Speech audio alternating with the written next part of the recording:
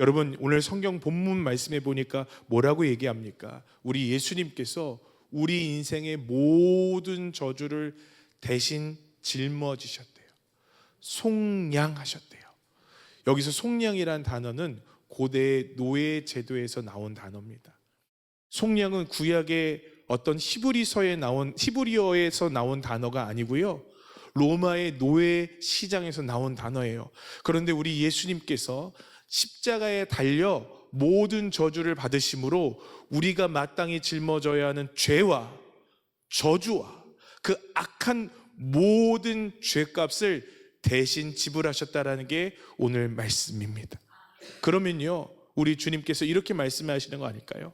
다시 시작할 수 있어. 다시 노래할 수 있어. 다시 하나님께 아름다운 삶으로 나아갈 수가 있어. 여러분, 오늘 이 말씀이 여러분의 마음에 저장되기를 간절히 원합니다. 우리 주님께서 율법의 저주를 가져가 주셨대요. 그럼 율법의 저주가 뭘까요? 저는 크게 두 가지라고 생각합니다. 첫 번째로는요, 하나님 앞에 하나님 없이도 의롭다고 생각하며 살아가는 저주가 우리 주님께서 끊어주신 저주라는 거예요.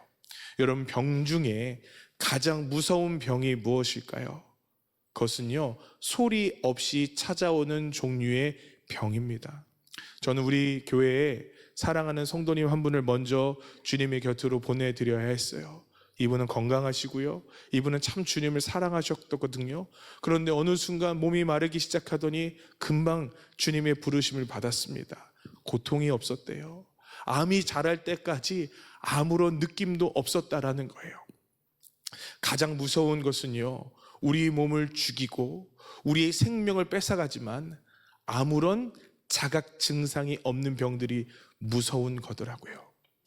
예전에 한번 말씀드렸던 것 같아요. 어느 오지 전문가에게 물었습니다. 오지를 탐험하면서 가장 위험한 게 무엇입니까? 사자입니까? 코끼리입니까? 아니면 여러 가지 어려움입니까? 그랬더니 오지 전문가가 하는 얘기는 탈수가 가장 위험한 병이라는 거예요. 이런 얘기를 하더라고요. 사람이 조난을 당하거나 외딴 지역에 놓여지게 되면 너무 긴장을 하고 몸이 아주 크게 두려움과 어떤 긴장함으로 굳어지게 된대요. 그래서 이 길을 헤쳐나가는데 지금 분명히 목이 마르고 지금 분명히 무언가를 섭취해야 살 수 있는데 너무 긴장한 나머지요, 자신이 목마르고 배고프다라는 것을 잃어버린다라는 거예요. 그래서 오지에서 큰 어려움을 당하는 대부분의 사람들의 첫 번째 가장 큰 문제는 뭐냐면 탈수라는 거예요. 탈수. 땀은 금방 말라버리고 입은 금방 메말라 버리지만 그 어떤 사람도 내가 목마르다, 내가 지금 무언가 먹어야 된다라고 느끼지 못하더라는 거죠. 그래서 오지 전문가가 하는 얘기는 뭐냐면 자신에게 만약에 그런 어려움이 닥친다면 내가 느끼는 것과 상관없이 내 걸음수에 따라서 혹은 시간을 맞춰놓고 나는 정기적으로 물을 먹어야 합니다. 그리고 그래야 살 수 있습니다라고 얘기하는 거예요. 저는 영적인 것도 마찬가지라고 생각합니다. 여러분, 우리 같은 교회를 다니는 성도들에게 가장 큰 문제가 무엇인 줄 아세요? 우리가 죄인임을 인정할 만한 자리와 시간이 많이 없다라는 거예요. 세상에서는요, 너무 바쁘고요, 가정에서는요, 너무나 힘들고요, 그런데 교회에 와서도요, 회개와 구원에 관한 이야기를 듣기 꺼려 하더라는 거죠. 여러분, 들어야 하는 이유가 뭔지 아세요? 우리는 예수님의 은혜 없이는 목마른 사람들이기 때문에 그렇습니다. 그런데 어느 순간부터인가 교회를 다니는 우리들마저도 그리스도의 십자가 없이도 너무 잘 살게 된 거예요.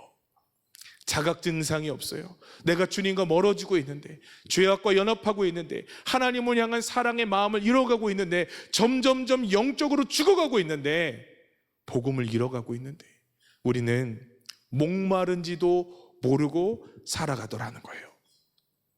주일날 교회에 나오면 됐지, 내가 이렇게 교회를 위해서 헌신하면 됐지. 아니에요, 여러분. 여러분의 심령 안에 그리스도 예수의 십자가에 대한 목마름이 없다면 여러분, 지금 우리는요, 율법의 저주에 오염되고 만 것입니다. 여러분, 우리 같은 증상을 갖고 있던 사람들이 성경에 나와요. 누군 줄 아세요? 바리새인들, 서기관들입니다. 바리새인들을 향해서 예수님께서 도대체 뭐라고 말씀하셨나요? 너희들은 독사의 자녀들이고 회칠한 무덤이다 라고 말씀하시는 거예요. 회칠한 무덤. 여러분, 회칠한 무덤은요, 겉으로는 멀쩡합니다. 그런데 그 안에는 썩어가는 시체들이 가득한 곳이 바로 회칠한 무덤인 거예요. 오늘 저와 여러분에게 주님께서 뭐라고 말씀하실지 여러분 상상해 보셨나요? 여러분 정말 주님의 심판대 앞에 서실 준비가 되었나요? 속은 멀쩡하고 속은 썩어가는데 겉은 멀쩡한 사람으로 우리 주님께서 우리를 그렇게 바라보시는 것 아니냐고요. 지금은 소천하셨지만 허운석 선교사님이 살아생전에 그런 설교를 하셨어요. 매년 매 12년 동안 하루도 빠짐없이 그분들이 섬기고 있는 아마존 정글에 부흥이 오기를 기도하셨대요. 하나님 부흥을 주시옵소서. 그 땅에 들어가까지 얼마나 많은 수고와 헌신을 드렸는지는 몰라요. 그런데 여러분, 그분이 어느 날 주님께서 주시는 응답을 이렇게 나눕니다. 그러나 주님은 우리에게 부흥을 주시기 전에 우리가 처절하게 깨어지고 부서질 것을 먼저 요구하셨습니다.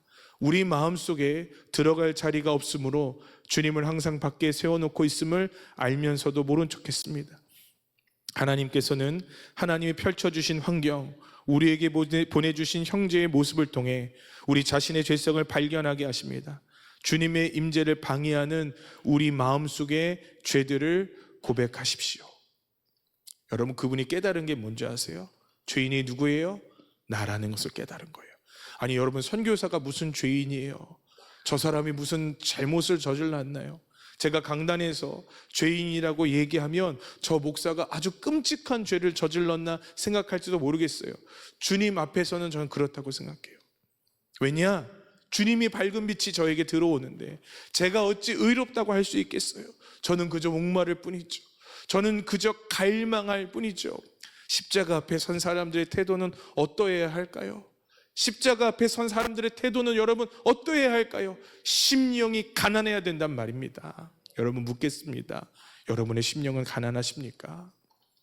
중국에 있는 한 선교사님이 선교 사역을 하면서 이제 많은 사람들에게 인정을 받게 됐습니다. 그런데 그 다음부터 문제가 생겼어요. 다른 선교사들을 판단하고 성도들을 판단하는 버릇이 생긴 겁니다. 어느 순간부터 선교사님의 마음엔 메마름이 있었고 겉으로는 사람들이 선교사님이라고 박수를 쳐줬지만 어느 순간부터 주님이 주시는 은혜 없이 살아가고 있는 것을 그가 경험하게 돼요. 이상하죠? 사람들이 박수를 쳐주면 쳐줄수록 마음이 공허해지는 거예요. 여러분, 우리가 딱 그럴 수 있어요. 우리에게 지금 목마르고 갈망한 하나님을 향한 마음이 있는지요? 사단은요, 우리를 그냥 내버려 두지 않아요. 우리를 의롭다 여기게 합니다.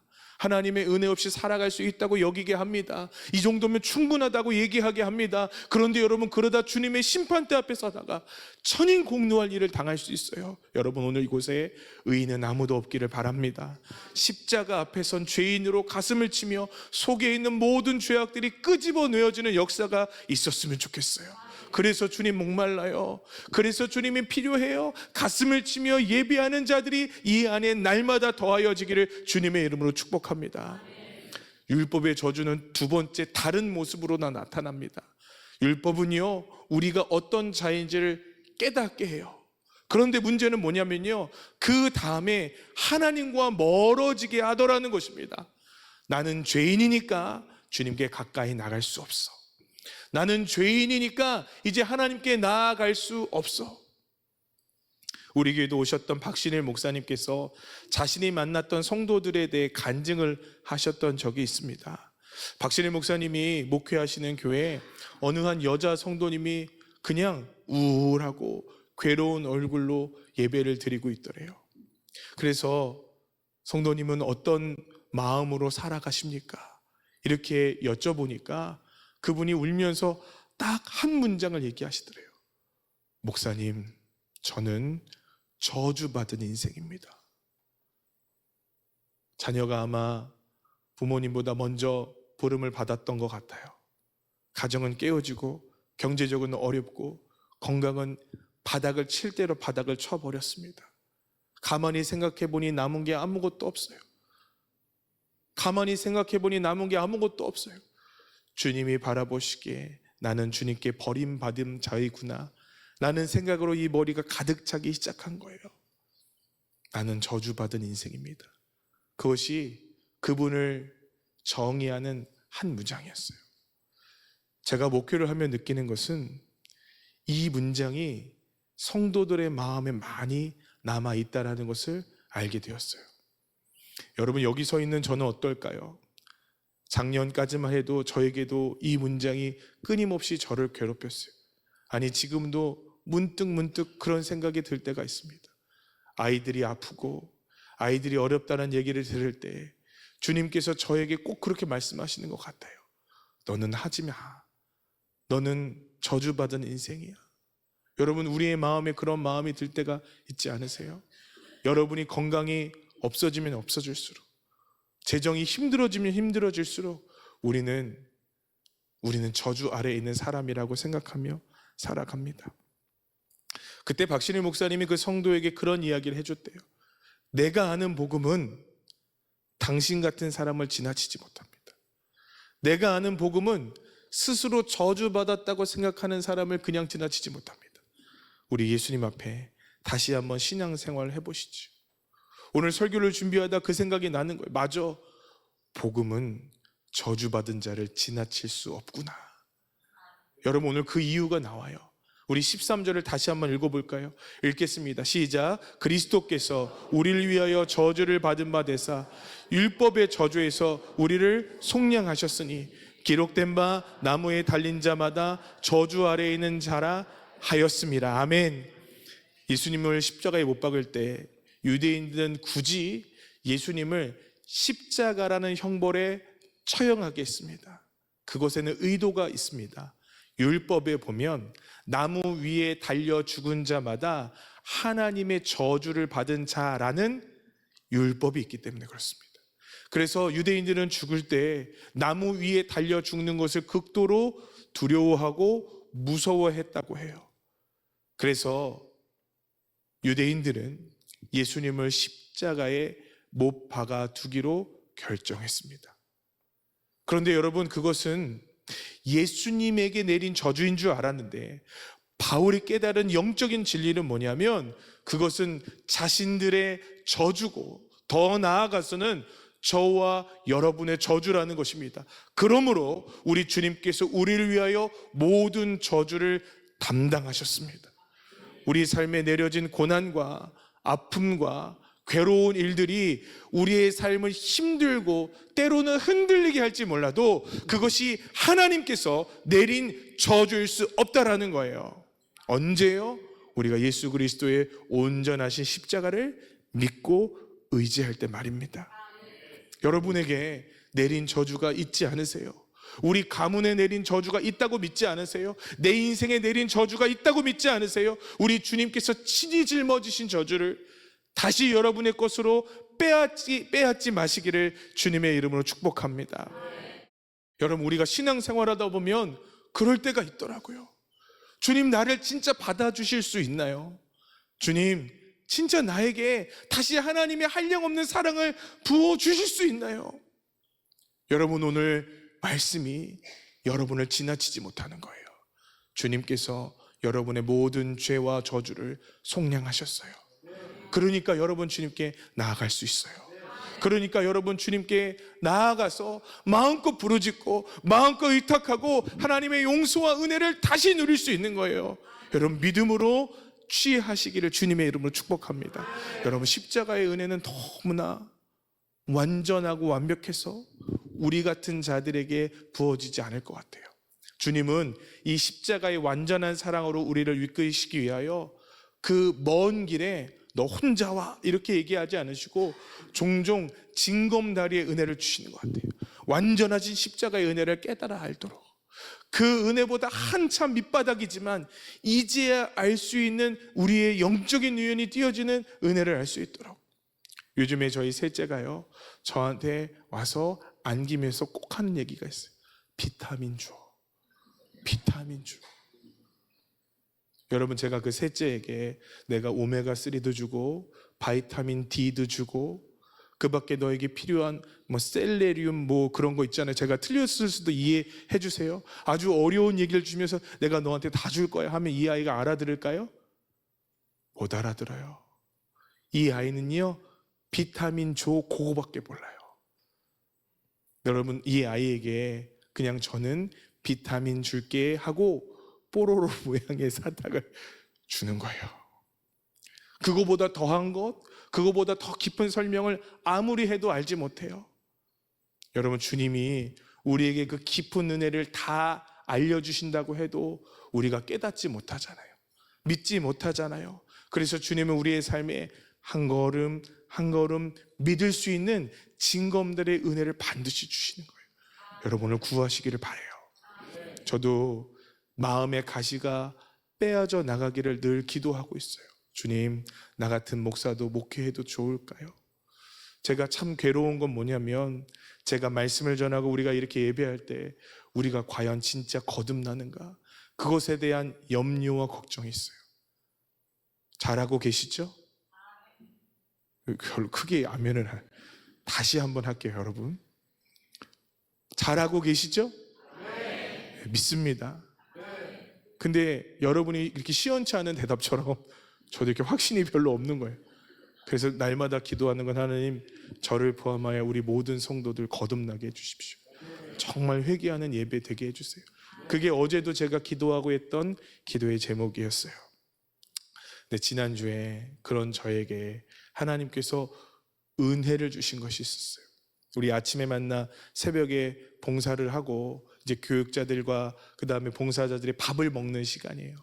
다 끝나고 하하호호 하면서 우리끼리 밥을 먹는데 늦게 웬 험상궂게 생긴 노숙인이 찾아왔어요.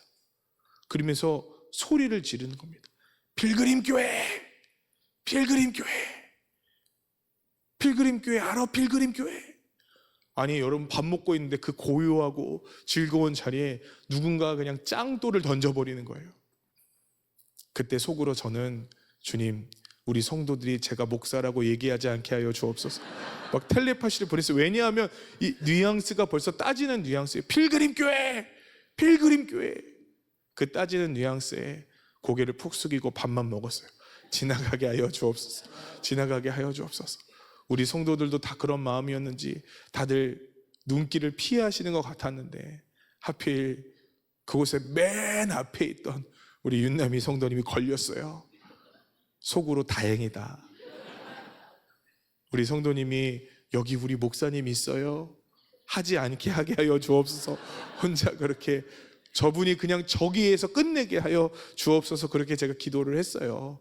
근데 그분이 그 고요한 곳에 막 소란을 피우는 목소리로 필그림교회, 필그림교회 알아? 제가 필그림교회 성도인데요. 필그림교회 성도야. 그러면서 자기가 오늘 아침에 경험한 이야기를 해주는 거예요. 당시가 한 8시 반쯤 됐던 것 같아요.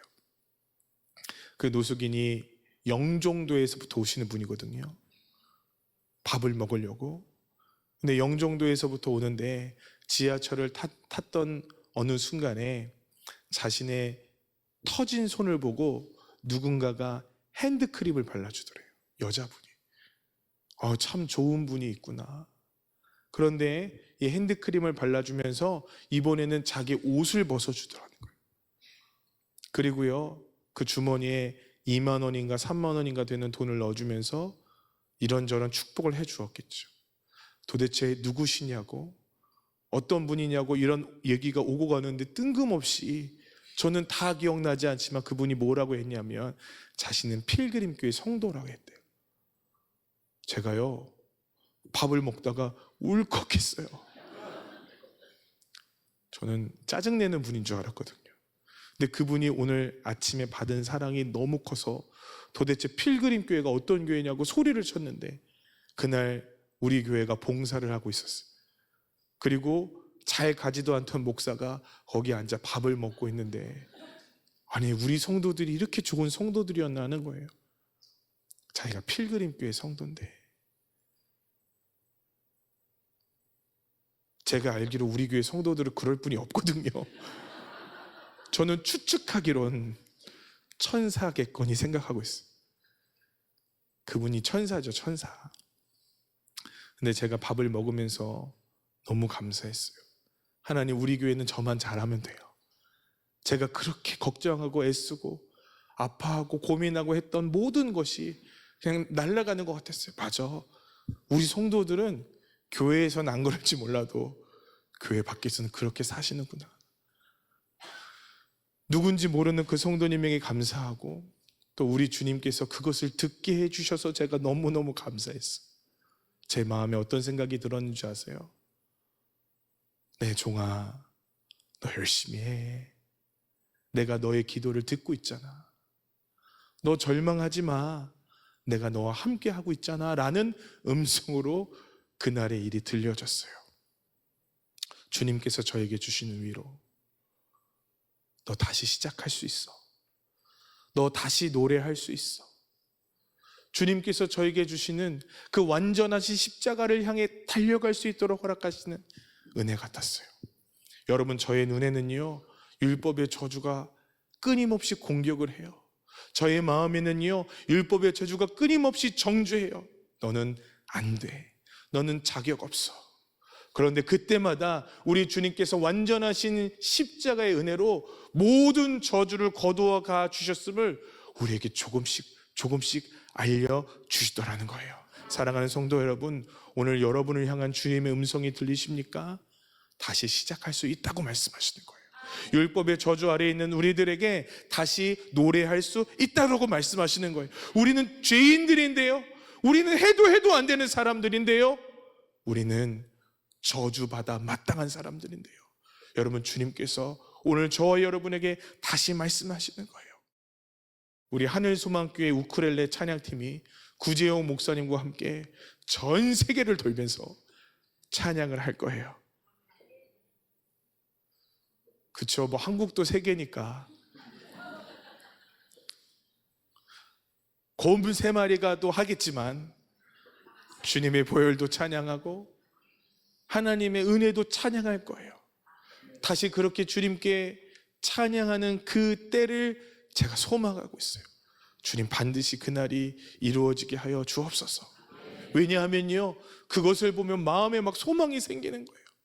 그분들이 다시 주님을 향해 노래하는 것을 보면, 주님, 제 인생도 우리 성도들도 다시 그렇게 주님 앞에 노래하게 해주십시오. 다시 그렇게 주님 앞에 찬양하게 해주십시오. 막 마음에 소망이 생기는 거예요. 그리고 그 소망이요, 저에게 믿음이 되더라고요. 주님, 우리 성도들의 모든 저주를 거두어 가 주셨죠? 믿습니다. 저들이 저렇게 된다면 우리 성도들은 주님 더 큰 은혜를 받을 줄 믿습니다. 저에게 얼마나 마음에 소망이 생기는지요. 처음에는 그 성도들을 보고 희망을 품다가 이제는요, 말씀을 보고 소망을 품는 거예요. 여러분, 주님께서 우리의 모든 저주를 속량하셨어요. 믿어지세요? 그것이 여러분의 믿음이 되기를 주님의 이름으로 축복합니다. 이제 말씀을 마치겠습니다. 왕년의 성가되었던 우리들, 왕년이 주님을 찬양했던 우리들에게 오늘 우리 주님은 복음으로 격려하고 계십니다. 너희 다시 노래할 수 있어. 너희 다시 내 앞에 찬양할 수 있어. 멈췄던 구원의 노래를 다시 부르십시다. 멈췄던 회개의 찬양을 주님 앞에 올려드리십시다. 나 같은 죄인에게 은혜를 주실과 절망과 좌절이 있던 우리들의 영혼에게 다시 주님을 찬양하라고 명령하십시다. 오늘 구원의 기쁨을 다시 찬양하는 저와 여러분 되기를 주님의 이름으로 축복합니다.